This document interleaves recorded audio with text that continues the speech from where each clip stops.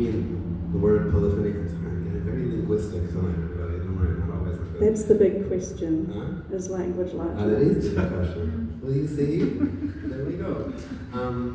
The word polyphony, a phone, a lot of phones, a lot of voices, many voices. I think the experience of making a show is polyphonic. I would name Jing and Bridget and Robbie and Jude and all the different people who've been coming and supporting making the show are all present in, very physically present in putting the show together.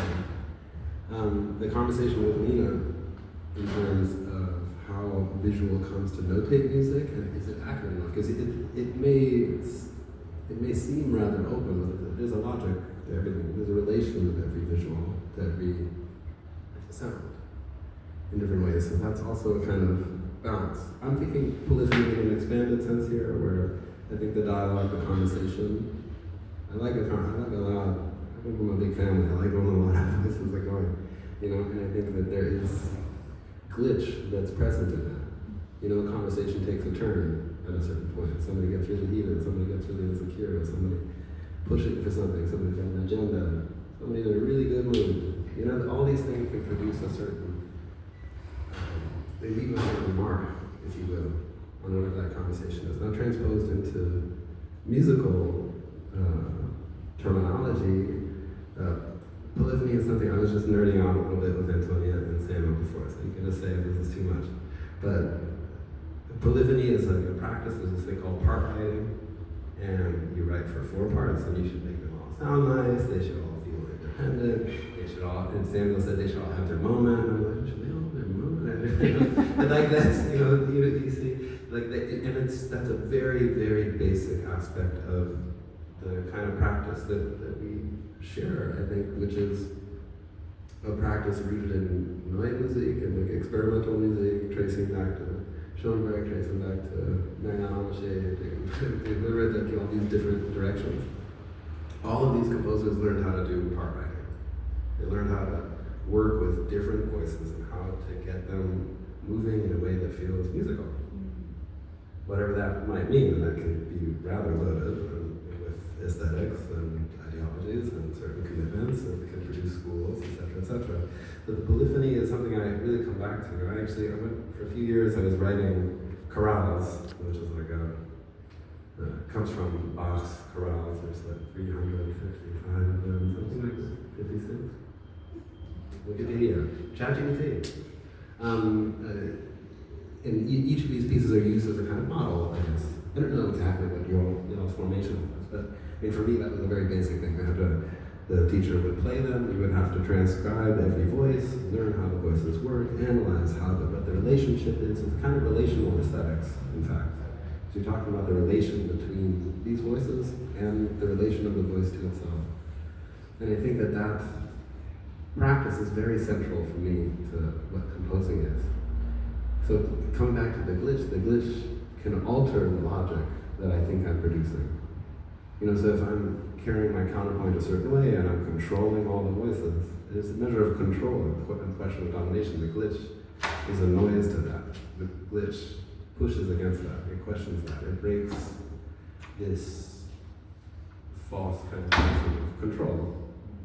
There was a word about the famous composer Joss Gant. It's one of these quotes. I don't know if it's really true. It was something like, "It is now 6:30, everyone. Those are flies." He's dead, so the flies are busy. What it was said about Joss Gant was that he pushed the notes. Really, it was like he pushed the notes with his hand. It was like a text. But I think that this element is exactly what I want to kind of undo. Or find what happens when it's being undone, I guess. Does that answer your question? Yes. Perhaps I can pivot from there, keeping the idea of polyphony in mind. I was just thinking about my experience of the work in the space, and I wonder if you can kind of overdo polyphony, right? If you have too many voices, it kind of becomes one and disappears. I don't think that happens here, but there is moments kind of sort of overwhelm when you have lots coming together. I'm wondering what you expect or want people to experience when they come into the space. You have a calendar, and when I was listening during the maintenance before, I found myself going to the calendar to see what was coming up next so that I could understand each individual work as it pertained to what was happening sound-wise, but also in terms of the scores. I suspect that's probably not a common experience of visitors to the space, I don't know. Do you have any kind of expectations of how people will navigate all these things coming together? Well, to keep it short and sweet, no. I think we were speaking about this a little bit before, and I think again, coming back to this question of formation, since that's important for the question of polyphony, it feels to me that there is an ideal listener that is produced within the context of that formation. A listener who is going to go to the calendar and be like, you know, is going to check on these things. Of course, that's a wonderful way of listening. It's a very technical mode of listening. In English, we're rather impoverished with words for listening. It's listening and hearing. Maybe comprehending a little bit. Sounds like, I don't know. Anybody help me here? There's not so much. Maybe in other languages there's a lot more. I mean, in French, I speak of it, there's like 7 or something for different kinds of listening.